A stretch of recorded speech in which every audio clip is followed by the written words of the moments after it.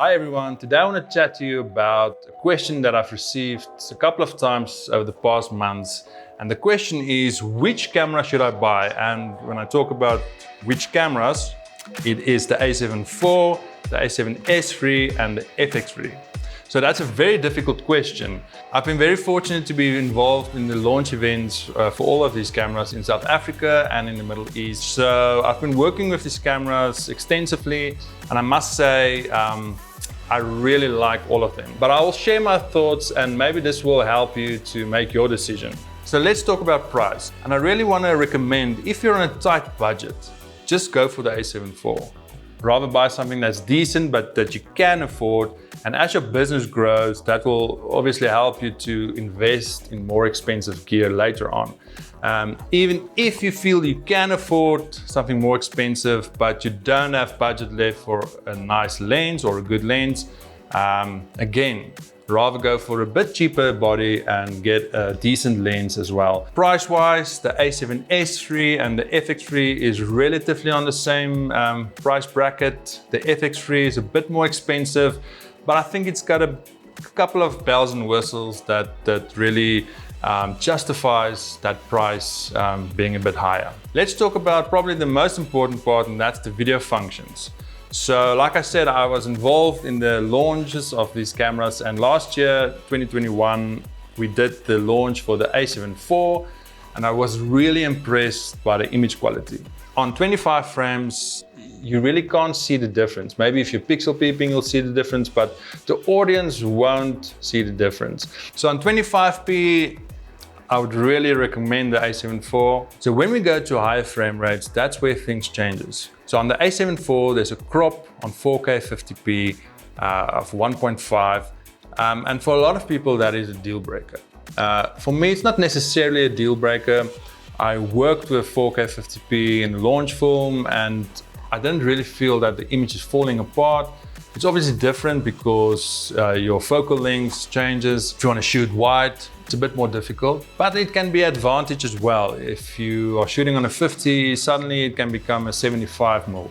So I won't say that's a deal breaker. It's obviously something that you have to figure out for yourself. If you go to higher frame rates, that's where the A7 IV for the first time falls out of the picture.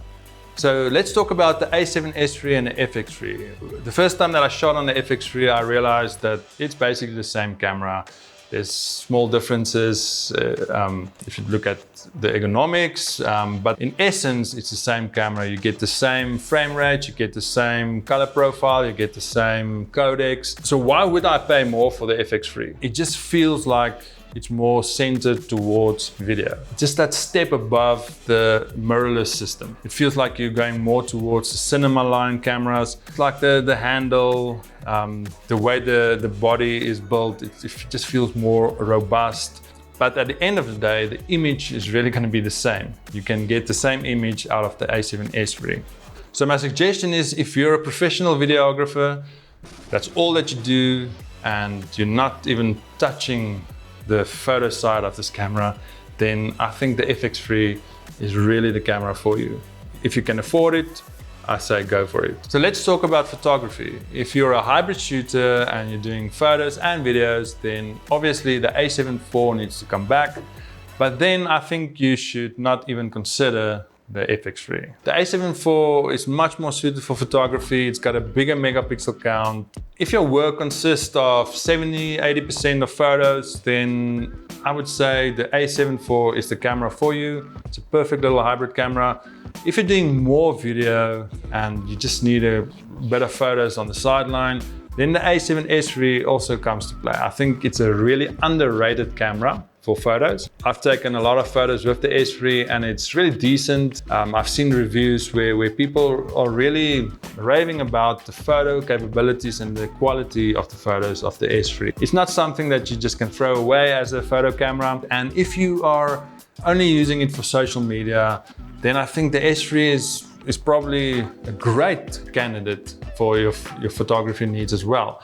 It's a really difficult question to answer because I feel all three of these cameras really have a specific place in the industry and can also have a specific place in your workflow. But like I said in the beginning, I've got a favorite camera, and my favorite is the A7S III. The reason the A7S III is my favorite is because it's really a powerhouse on the video side, but it's also decent on the photo side. And if I'm traveling to a place where I can only take one camera, then I'll choose the A7S III because that's something that you need to be able to do both. That's why it's my favorite camera. So that's it from me. I would really love to hear from you in the comment section. Please tell me which is your favorite camera, or maybe you also have two of these cameras, and then you can help other people to decide which one is best for them. And then there's some stuff that you need to do. I think you have to push a button. You have to push a subscribe button. I just want to say, if you don't like this video, it really doesn't help you to push the dislike button. I mean, YouTube just changed it, so rather just like this video. Then we're all friends.